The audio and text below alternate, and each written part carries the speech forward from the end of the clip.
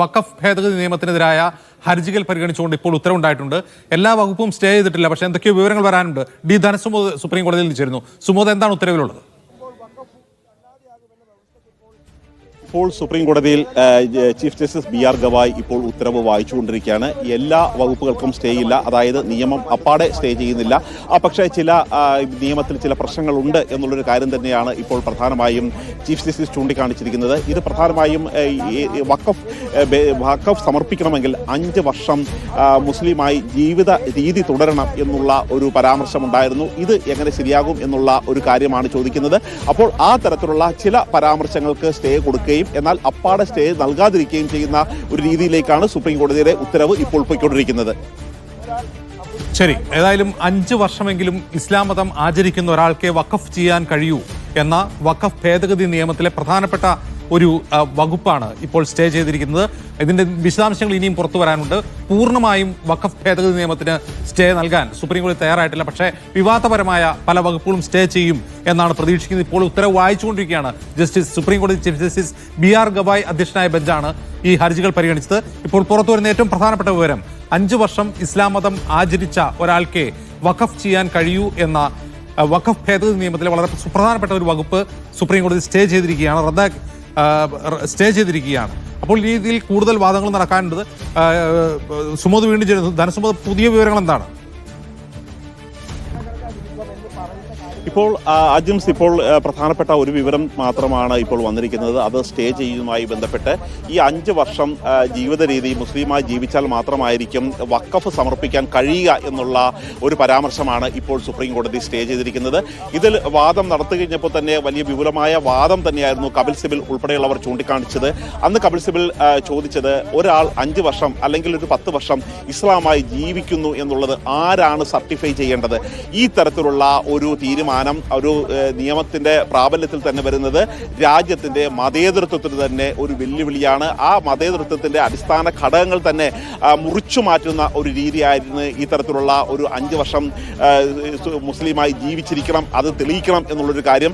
അത് ആരാണ് കൃത്യമായി നൽകേണ്ടത് എന്നുള്ളൊരു കാര്യത്തിൽ വലിയ തരത്തിലുള്ള ആശയക്കുഴപ്പമുണ്ട് എന്നുള്ളൊരു കാര്യം തന്നെയാണ് സുപ്രീം കോടതി ഇപ്പോൾ കണ്ടെത്തിയിരിക്കുന്നത്. ഇത് നേരത്തെ ലോക്സഭയിലും രാജ്യസഭയിലും ഇത്തരത്തിലുള്ള ബില്ലുകൾ വന്ന സമയത്ത് കോൺഗ്രസ് ഉൾപ്പെടെയുള്ള പാർട്ടികളും സമാജ്വാദി ഉൾപ്പെടെയുള്ള പാർട്ടികളും കൃത്യമായി ചൂണ്ടിക്കാണിച്ചതാണ്.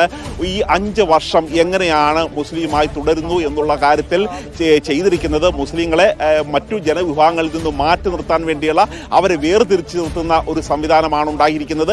അത് ഈ പൗരത്വ നിയമം പോലെ തന്നെ മറ്റു തരത്തിൽ ഒരു വിഭാഗത്തിന് മാത്രം മാറ്റി നിർത്തുന്നതാണ്.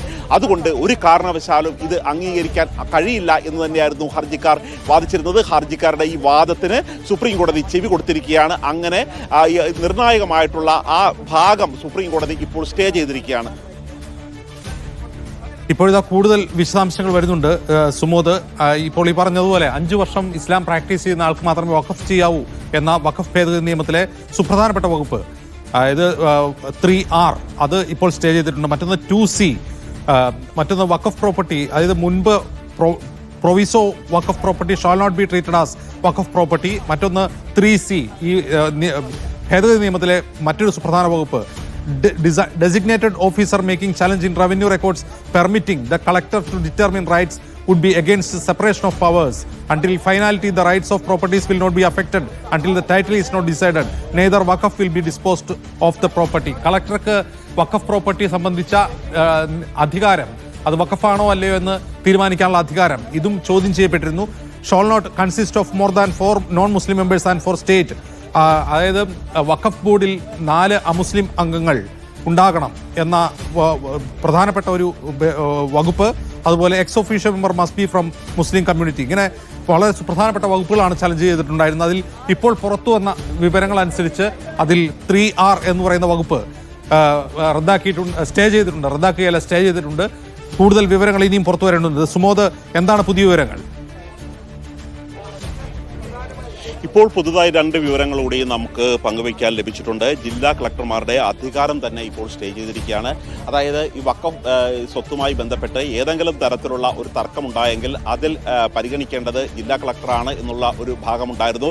അത് സ്റ്റേ ചെയ്തിരിക്കുകയാണ്. ഇതുകൂടാതെ അന്തിമ ഉത്തരവ് വരുന്നവരെ വഖഫ് സ്വത്തുക്കളുടെ സ്വഭാവം മാറ്റരുത് എന്നാണ് പറഞ്ഞിരിക്കുന്നത്. അത് നേരത്തെ ജസ്റ്റിസ് സഞ്ജീവ് ഖന്നയും ഇക്കാര്യങ്ങൾ തന്നെയായിരുന്നു കൃത്യമായി ചൂണ്ടിക്കാണിച്ചിരുന്നത്. കാര്യം ഒരിക്കൽ വഖഫിന്റെ ഉത്തരവ് വഖഫ് സ്വത്തുക്കളുടെ സ്വഭാവം മാറ്റിക്കഴിഞ്ഞാൽ അത് തിരിച്ച് വരുന്നത് വളരെയധികം ബുദ്ധിമുട്ടാണ്. മാത്രമല്ല ഏതെങ്കിലും തരത്തിലുള്ള തർക്കമുണ്ടായാൽ ആ തർക്കമുണ്ടാകുന്ന ആ നിമിഷം മുതൽ തന്നെ അത് വഖഫ് സ്വത്ത് അല്ലാതായി മാറും എന്നുള്ളത് തന്നെയായിരുന്നു നേരത്തെ ഈ നിയമത്തിൽ ഉണ്ടായിരുന്നത്. അങ്ങനെയാണെങ്കിൽ അത് എന്ന് ആണ് ഇത്തരത്തിൽ തർക്കം തീരുക? മാത്രമല്ല ഈ തർക്കം തീരുന്നതിന് ഒരു കാലാവധി തീരുമാനിച്ചിട്ടുണ്ടായിരുന്നില്ല. അത്തരത്തിലുള്ള അനന്തമായി ഈ തരത്തിലുള്ള കേസ് വ്യവഹാരങ്ങൾ നീണ്ടുപോവുകയും